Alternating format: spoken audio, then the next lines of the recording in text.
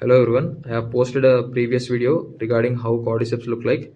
So these are my batch of cordyceps that I have inoculated on April 21st. So these are close to 70 days from inoculation. So let's take a look on how those growth patterns look like. Okay, so the top container, just bring it towards light. Yeah, you can see how beautiful they look like. One thing is that the mushroom is growing this side. You can see the mushroom is growing slightly this way because these are transparent containers. Those are opaque containers. You can see the difference, right? This is transparent, this is white. So what's happening is, with transparent container, I'll just show you. With transparent container, you can see the light is passing directly on this, so it is causing the mushroom to curl this way, left side. So you can see mushrooms are growing to the left slightly. But whereas if you see these things, they are growing straight to the top. Why? Because you can see this transparent I mean the lights pass through the transparent container, but whereas they can't pass through this opaque layer. They can only, the light can pass properly through the top, which is the transparent lid. So what happens is, the mushrooms feel as if the light is coming from the top, so they grow straight towards the top rather than the bottom. It's your personal preference of using the container opaque or transparent, but since I have used shelves with smaller size like this, usually there is usually people use like containers here, put containers here, but the lights will be here, so this much of height they leave for proper light spacing, the light distance, so the light spreads all over the containers.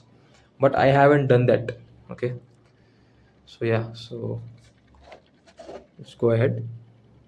This one looks good with very huge fruits, fat fruits, and very good growth. Something else I would like to discuss is, it's also related to the amount of rice they have colonized. For example, we'll take the first container itself. We'll look at the rice, how much it has colonized. It doesn't, this side it is colonized very well. The orangish color means the mycelium has covered the rice. Here it hasn't covered the rice properly. In the bottom also it hasn't really covered. It's like half the cake is covered, half of it is not covered. Let's take another transparent container so we can see clearly. You can see this one also. This one is slightly better than that, but still, because of different reasons, uh, the growth isn't looking the same. Although they receive the same amount of rice, regardless, also they perform differently in each container because of different stressors, different amount of that microclimate which is created. Microclimate, I mean the name itself is including microclimate because it's varying. It may look the same for our eyes, which can only capture the macro, which is big size, but micro is the small, the sensitive climate which is created inside the box, which we can't feel because we are looking at this box from the outside, but what's going on inside is only the mushrooms can feel. So cordyceps are sensitive to microclimate. That's why they perform differently in each container, even though they have received the same amount of substrate, lighting, temperature, and everything. Although the temperature varies from place to place, this area it is more cooler than the area at the back. Like these containers receive less temperature distribution than the containers in the front because the AC is straight faced on them, so they receive better temperature. The containers that I've chose are also nicely tall, so that's interesting. This doesn't look well. So tall containers allow proper oxygen carbon dioxide ratio to be balanced, which help in the fruiting body formation of cordyceps. And also, because they are tall, the moisture doesn't escape the container. It reaches till this part, but it doesn't escape the container, right? Because this till this area, it is, the humidity is high. It's like 80 to 90%. From here it is 70. From here onward, the moisture will lose. But generally speaking, moisture is rather heavier than air, so it settles at the bottom than the top. But whereas these containers, you can see, they have very low space, and also the lids, there is a very big area. So moisture loss and oxygen change is very high in these types of containers, even though they perform well. But these containers are preferably better because of those two reasons. There is also better reasons, but these two are the main primary. This is how they look like so far.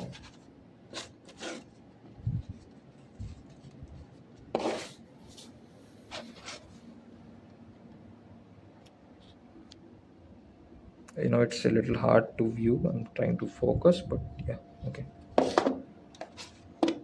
Because we are in front of the blue light, it's not very clear to view cordyceps.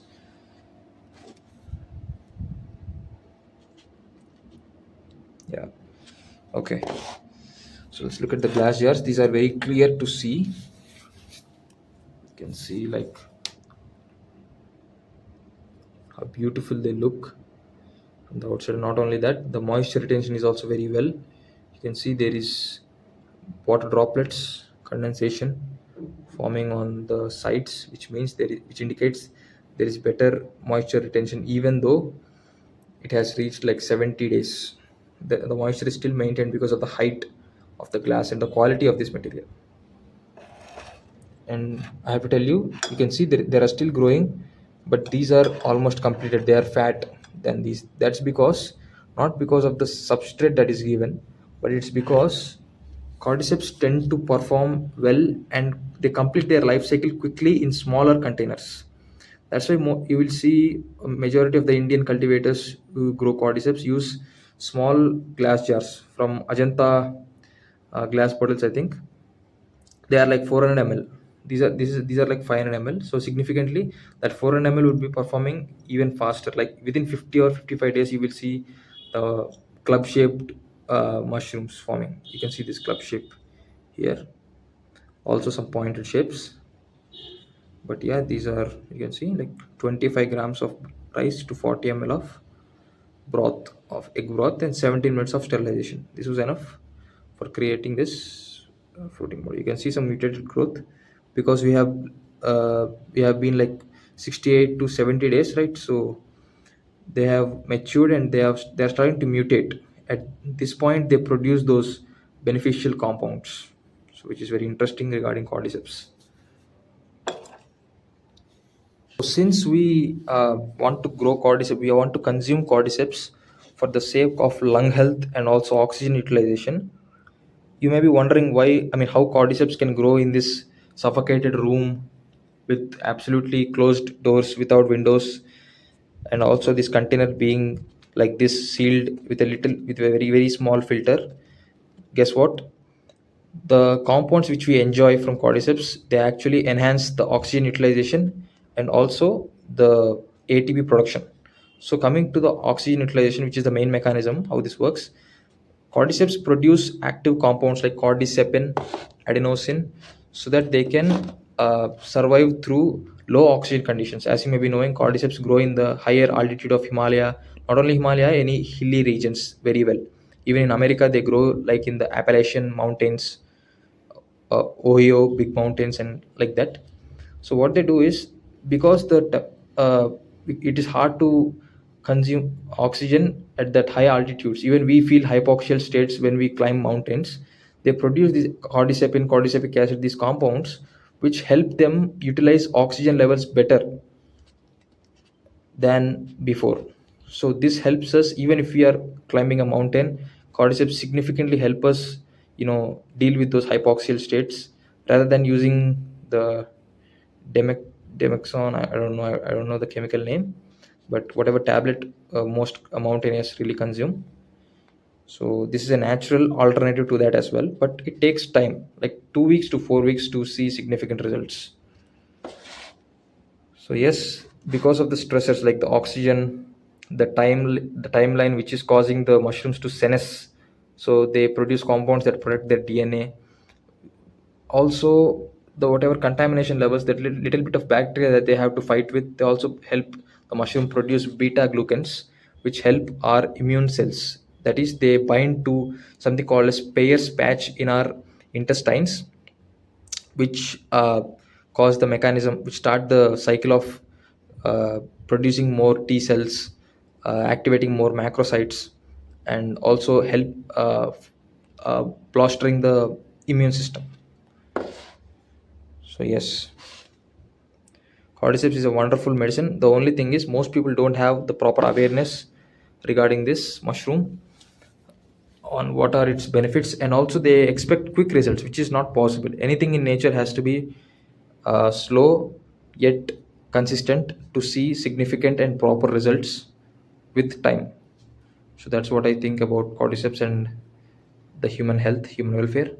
So yeah, thank you so much for watching this video. uh, Thank you.